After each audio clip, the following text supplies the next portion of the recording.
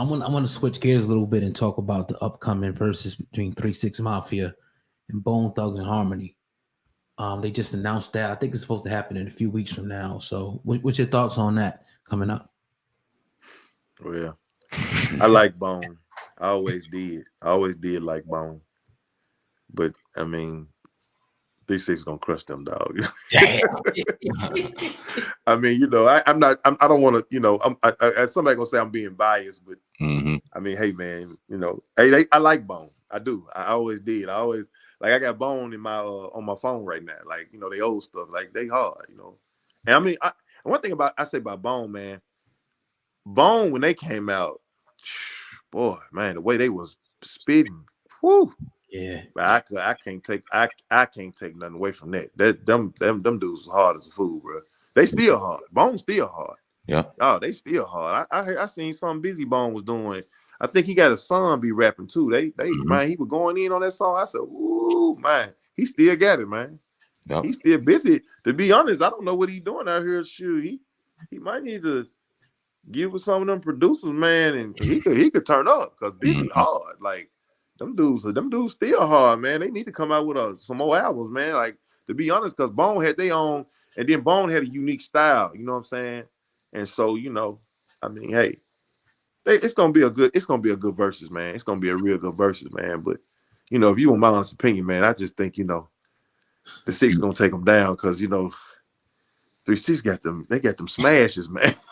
You gonna make any special guest appearances? Should we expect you to see you on stage with them? Well, I don't know, man. Timbaland need to cut a check or something. Maybe they saving me for something else. I don't know, man. You know what I'm saying? It's all love. No, who knows? Look, who knows? Maybe. You know what I'm saying? Yeah. Maybe. Bro, I'm definitely gonna be out there watching it though. I know that. Word.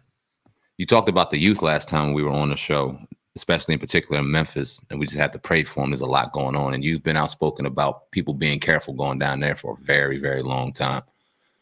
Talk about that. This isn't nothing new. So, and I know it's cliche, but how can we wrap our arms around some of these kids and help them so that we can at least see some of them grow and live into being people that they deserve to be, as opposed to carrying them in a box and what I mean? Man, a lot of stuff, man, with young dudes it's at the home, which we know starts at the house. Like it's like it's the encouragement they get. Like I'm gonna say this right quick. I grew up in North Memphis, and I had a partner of mine. His mama used to tell him, bro. I was 14 years old. I'm standing in their front living room, and his mama used to tell him, say, "Boy, you might as well just drop out and get you a job, cause you ain't doing nothing in school." Just she's tell this man. Yeah. She's telling my partner, this is my best friend. She's telling, it was his mama, man. And I was like, wow, I can't believe she was doing that. And I'm talking, bro, she wasn't doing it one time. She would do it all the time. She would always tell this man, just drop out, get your GED and get you a job. One man to work at a hamburger shop, Crystal's, or McDonald's or something. Right.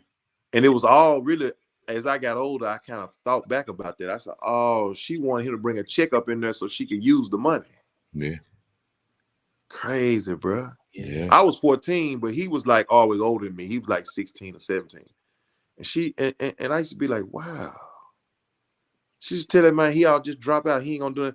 Instead of like encouraging him to like get a tutor or something, she just, yeah. So see, that's what go on in the home. You know what I'm saying?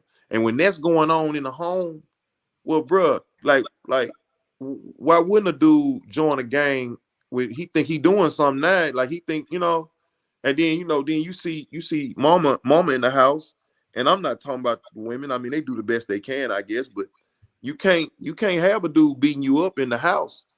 And I know women go through this, but you can't have a dude beating you up in the house around your kids, because your son gonna think in his mind, that's how I'm gonna treat these bras I heard. Mm-hmm.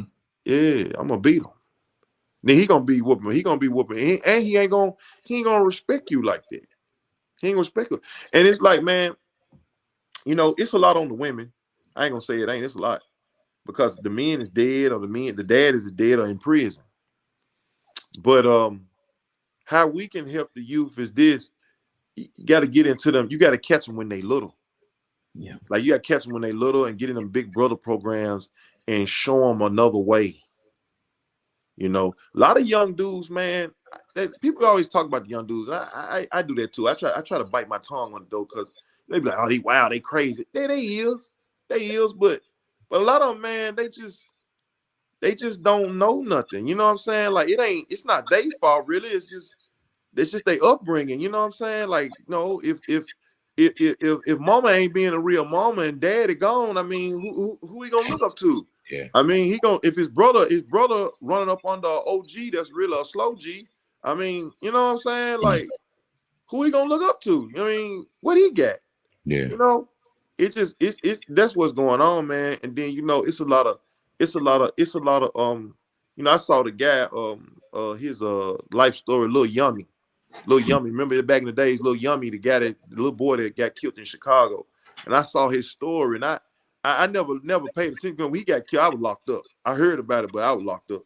So I looked at his story recently, and it was really sad, man. And, you know, I was just thinking about that, man. It just came to me, man.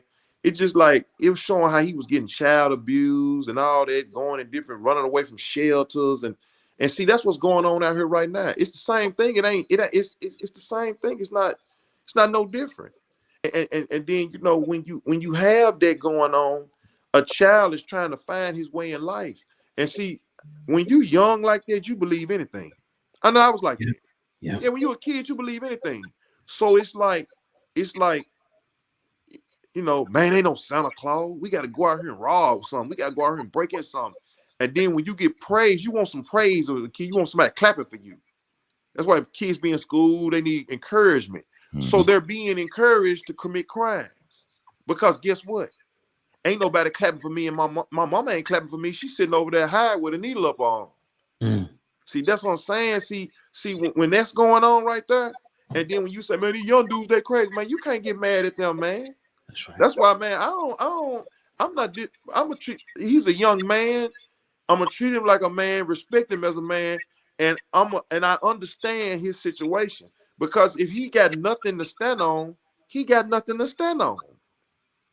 Yeah, man, and that's what we need to do, man. Some kind of a big brother program, somewhere you can interact with somebody that's he ain't got to be a superstar. He could be a regular working dude. Cause bro, I'm gonna tell you something. When I was young, I'm gonna tell you something. This happened to me for real. When I was young, bro, I was in prison. I was on them floors, and I had committed a robbery, and I was facing 30 years, and I was going through a lot of depression on the street. But when I got in there, it was like whatever. But I seen this police named Officer Harris, man. He from out here. He in Whitehaven. He lived in Whitehaven at the time. Officer Harris was like maybe 11 or 12 years older than me. So he's kind of like a big brother. And like, he was a cool CO. He was a CO, a turnkey, but he was like a lieutenant. He wasn't a lieutenant. I think he was a regular turnkey.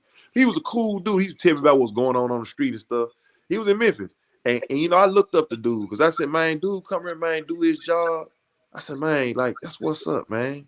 And I said, man, that's what's up. Then I was just looking like, not that I ain't have a daddy, because I did have a daddy. I got a daddy now. My daddy was a daddy, you know what I'm saying? But, you know, my dad, he was like a preacher, so he used to go on the road. He used to be gone a lot. But he still was a daddy all day long. But when I saw that officer going, like, doing my job, and, you know what I'm saying? He was just a regular dude. But I said to myself, I said, man, you know what? And because I was behind the bars, I said, man, I'd love to be free out here, like, bruh, just give me a check, man, and just chilling. Like, I said, man, I'm folks trying to give me 30 years. I said, man, I can't. That's what made me just say, man, I can't do this, man. I can't do this, man. Yeah. Now, see, I'm just be honest with you. That was the first time I ever, like, that was my second time in jail, but that was my first time getting caught up on a serious charge. Yeah. But see, I had got away with so much other stuff that I just thought, and when I got out, I kind of dipped back into it, but not in the same way.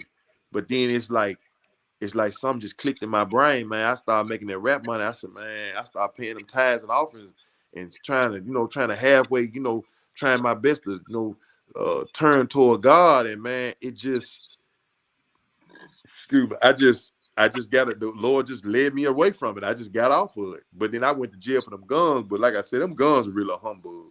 Yeah. They were really a humbug. But it's a good thing in a way. Them guns kind of helped me out. I say this because I about would have caught a murder charge out here because I was real jumpy and trigger happy. But I thought, like, in other words, like, say somebody, like one time a guy was trying to get an autograph from me. I almost burnt him because he was walking in front of me real funny. And I reached for the pistol. And he said he wanted to get an autograph. I almost shot dude.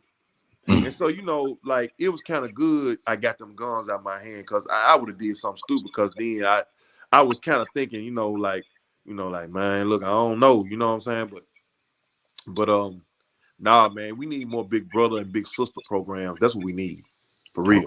Absolutely. Yeah, definitely appreciate you, man. What's next? Let the people know what you got going on next. Any announcements you want to make? Well, man, I'm finna do an album now. I mean, I really got the beats. I just got to lay the stuff, and you know, I've been